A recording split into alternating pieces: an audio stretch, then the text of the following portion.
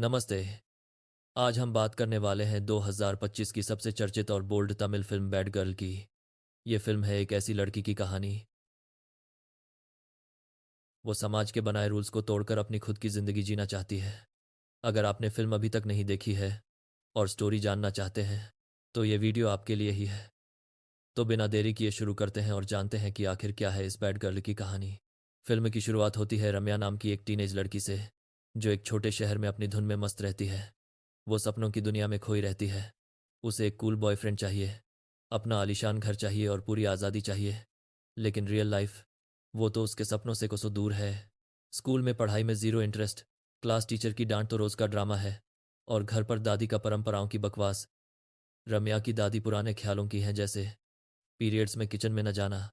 लेकिन रम्या, वो तो रूल्स तोड़ने वाली है। दादी के मना करने पर भी वो किचन में घुसकर खाना ठूंसती है और दादी को छूकर चिढ़ाती है। यहीं से पता चल जाता है कि रम्या बिंदास, बेपरवाह और अपनी मर्जी की मालकिन है, जिसे कोई रोक टोक बर्दाश्त नहीं। रम्या का किरदार एक बिंदास गर्ल की तरह है। वो न समाज की परवाह करती है, न अफवाहों की। लेकिन उसका दिल, वो तो हर बार प्यार की तलाश में धड़कता है, और यही उसकी ज़िंदगी का मेन गोल है। रम्या की ज़िंदगी में पहला ड्रामा तब होता है जब वो अपने स्कूल के लड़के सिद्धू पर फिदा हो जाती है। सिद्धू का दिल तो किसी और लड़की पर है, लेकिन रम्या को क्या। वो बार बार सिद्धू के करीब जाने की कोशिश करती है।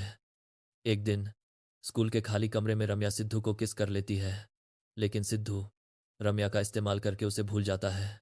बस यहीं से रम्या की बदनामी का कांड शुरू होता है। स्कूल में अफवाहें फैलती हैं, लोग उसे बैड गर्ल कहने लगते हैं, और उसका नाम पूरे शहर में फैलने लगता है। रम्या को इस बदनामी से ज़रा भी फर्क नहीं पड़ता। उसे दुख सिर्फ इस बात का है कि सिद्धू ने उसे ठुकरा दिया। अब वो अपनी प्यास किसके साथ बुझाएगी, किसके साथ वो लूडो खेलेगी। ये सीन रम्या के दूसरे चेहरे को दिखाता है। बाहर से वो बेपरवाह बंदी है, लेकिन अंदर से इमोशनल और कमज़ोर। वो प्यार में जल्दबाजी करती है, लेकिन हर बार उसे सिर्फ धोखा मिलती है। ये उसकी ज़िंदगी का पहला ब्रेकअप है, जिससे उसे लूडो खेलने की लत लग जाती है। फिर कहानी में नया ट्विस्ट तब आता है जब रम्या की क्लास में नालन नाम का नया लड़का एंट्री मारता है। नालन को देखते ही रम्या का दिल गिटार की तरह बजने लगता है। वो उससे बात करने के लिए बेताब हो जाती है। एक दिन रम्या की माँ सुंदरी, जो उसी स्कूल में टीचर है, नालन का फ़ोन क्लास में इस्तेमाल करने की वजह से छीन लेती है। रम्या अपने बिंदास अंदाज़े में स्टाफ रूम से चुपके से नालन का फ़ोन चुरा लेती है। रात में वो फ़ोन को अपने अंदर छूकर नालन का एहसास लेती है, जैसे वो उसका दिल के साथ उसका पप्पू भी छू रही हो। अगले दिन वो चुपके से नालन के बैग में फ़ोन वापस रख देती है। नालन को शक हो जाता है कि ये रम्या का काम है, लेकिन वो कुछ कहता नहीं। शाम को रम्या फेसबुक पर नालन की फ्रेंड रिक्वेस्ट एक्सेप्ट करती है और दोनों की चैटिंग शुरू हो जाती है। रम्या, जो पहले से ही नालन पर फिदा थी, उससे खुलकर बात करती है। देखते ही देखते दोनों लवर्स बन जाते हैं। नालन रम्या को अपनी हर बात बताता है, और रम्या की नालन के प्रति लस्ट और लव दोनों बढ़ते जाते हैं। वो नालन से लूडो खेलने के लिए मिलने की बात करती है, लेकिन दोनों को समझ नहीं आता कि मिले कहाँ। रम्या अपनी भावनाएं खुलकर बताती है कि उसका मन बार बार घोड़ी होने का करता है। नालन इसे नॉर्मल कहकर टाल देता है और कहता है, डरो मत, ये सब तो होता ही है। ये सीन रम्या की बेबाकी और नालन की कूल वाइब को दिखाता है। फिर रम्या की क्लास एक ट्रिप पर जाती है, जिसमें नालन भी शामिल होता है। रम्या इस ट्रिप को नालन के साथ रोमांटिक मोमेंट्स के लिए परफेक्ट मौका मानती है। दोनों ट्रेन के टॉयलेट में अकेले मिलने की कोशिश करते हैं, लेकिन रम्या की सहेलियां वहां टपक पड़ती हैं। रम्या को गुस्सा आता है, क्योंकि उसका प्लान बार बार फेल हो रहा है। उसकी पिंकी पानी छोड़ रही है। 2 दिन बीत जाते हैं, 2 दिन बीत जाते हैं, और रम्या का मन किसी काम में नहीं लगता। वो तो बस नालन के साथ अकेले लूडो खेलना चाहती है। एक रात नालन रम्या को अपने रूम के बाहर बुलाता है। रम्या फुल रॉक स्टार मोड में अपनी सहेली की ब्रा चुरा कर पहन लेती है ताकि नालन पर इंप्रेशन डाले। जंगल में दोनों अकेले मिलते हैं, कुछ टाइम साथ लूडो खेलते हैं, और रम्या नालन को किस करती है। लेकिन दोनों को समझ नहीं आता कि अब क्या करें। ये मोमेंट उनके कन्फ्यूज़न को दिखाता है। इस बीच रम्या की सहेली को ब्रा चोरी का पता चल जाता है, और वो रम्या पर चिल्लाती है। सहेली को लगता है कि रम्या गलत रास्ते पर जा रही है, इसलिए वो दूसरी सहेलियों के साथ रम्या से दूरी बना लेती है। रम्या अपने रिबेल स्टाइल में कहती है, जिसे जाना है जाओ, मुझे क्या। ये उसका रॉकस्टार एटीट्यूड है, कोई फर्क नहीं पड़ता। ट्रिप के बाद रम्या घर लौटती है, जहां उसकी बड़ी बहन जन्नी अपनी दादी से लड़ रही है। जन्नी एक दूसरी जाति के लड़के से प्यार करती है और उससे शादी करना चाहती है, लेकिन दादी इसके सख्त खिलाफ है। वो जननी को घर से निकाल देती है। ये देखकर रम्या के होश उड़ जाते हैं, क्योंकि वो भी नालन से शादी के सपने देख रही है। उसे डर लगता है कि कहीं उसका भी यही हाल ना हो। ये सीन मूवी का एक इमोशनल लो नोट है, जो रम्या के अंदर के डर को दिखाता है।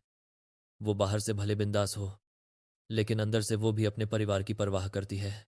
स्कूल में ड्रामा और बढ़ता है। सुंदरी, रम्या की माँ, दो बच्चों को स्टोर रूम में किस करते पकड़ लेती है। इस दौरान एक लड़की रम्या का नाम ले लेती है और कहती है कि रम्या तो नालन के साथ और भी आगे जा चुकी है। सुंदरी और प्रिंसिपल के होश उड़ जाते हैं। दोनों के बैग चेक करने पर उनके फ़ोन में चैट्स मिलते हैं, जो उनके रिलेशनशिप को कंफर्म करते हैं। प्रिंसिपल रम्या और नालन को खूब डांटती है, लेकिन लास्ट चांस देकर छोड़ देती है। सुंदरी रम्या को घर ले जाकर डांटती है और उसका फ़ोन छीन लेती है। दादी को सच छिपाने के लिए सुंदरी कहती है कि रम्या एग्ज़ाम में फेल हो गई है, क्योंकि अगर दादी को सच पता चले तो वो रम्या की पढ़ाई छुड़वा देंगी। सुंदरी को लगता है कि रम्या पर कोई काला जादू है, जो वो लड़कों के पीछे पागल रहती है। वो रम्या को बाबाओं के पास ले जाती है और बाबा जो कहते हैं वो करवाती है। रम्या इन सबसे तंग आ चुकी है। ये सीन मूवी का एक डार्क कॉमेडी मोमेंट है, जो दिखाता है कि समाज और परिवार कैसे एक लड़की की इच्छाओं को जादू या गलत मान लेते हैं। रम्या अपने रिबेल मोड में नालन के साथ भागने का प्लान बनाती है। वो नालन के घर के बाहर पहुंचती है, लेकिन वहां देखती है कि नालन के घर वाले उसे मार रहे हैं, क्योंकि उन्हें रम्या और नालन के रिश्ते का पता चल गया है। सीन कट होता है और रम्या को उसके पापा डांट रहे हैं। दादी भी सुंदरी को कोसती है कि इसने लड़की पैदा करके गलती की। सुंदरी चुप रहती है, लेकिन रम्या का गुस्सा सातवें आसमान पर है। इसके बाद नालन को उसके घर वाले सिंगापुर भेज देते हैं। सुंदरी रम्या को समझाती है कि वो पढ़ लिख कर आत्मनिर्भर बने, क्योंकि उनका परिवार गरीब है। लेकिन रम्या अपने रॉक स्टाइल में घर छोड़कर हॉस्टल में रहने का फैसला करती है। वो कहती है, अगर तुम मुझे रोकोगी तो मैं अपनी जान दे दूंगी। सुंदरी के पास कोई जवाब नहीं होता। ये सीन रम्या की बगावत का हाई नोट है। वो दुनिया से लड़ने को तैयार है, लेकिन अंदर से टूटी हुई है। कुछ साल बाद मूवी रम्या को कॉलेज में दिखाती है। वो अब हॉस्टल में रहती है और अर्जुन शशांक बोम्बे रेड्डीपल्ली नाम के लड़के के साथ रिलेशनशिप में है। दोनों अक्सर लूडो खेलते होते हैं और रम्या अर्जुन के हॉस्टल में घोड़ी बनने जाती रहती है। लेकिन अर्जुन, जो रम्या का सीनियर है, नौकरी के लिए दूसरे शहर चला जाता है। वो रम्या को वादा करता है कि सेटल होने के बाद वो अपने मम्मी पापा के साथ उससे मिलने आएगा।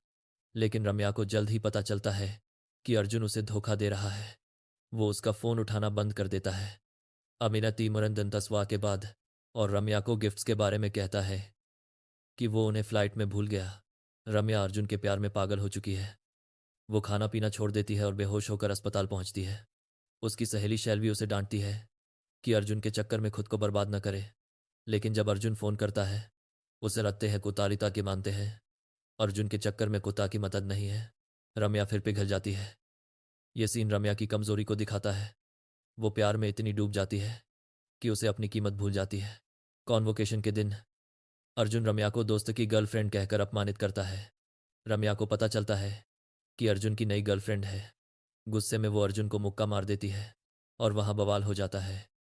अर्जुन गुस्से में कहता है, तू पागल है, तेरे साथ कोई नहीं रह सकता। रम्या पूरी तरह टूट जाती है। शैल्वी उसका साथ देती है, लेकिन कॉलेज में रम्या का मजाक बन रहा है। यह सीन मूवी का सबसे लो मोमेंट है। रम्या का रॉकस्टार स्टेज ढह चुका है और वो अकेलेपन में डूब रही है। रम्या को पता चलता है कि उसकी दादी की मृत्यु हो गई है। वो खूब रोती है, क्योंकि दादी के साथ उसका मस्ती भरा रिश्ता था। अर्जुन के धोखे और दादी की मृत्यु से रम्या पूरी तरह टूट जाती है।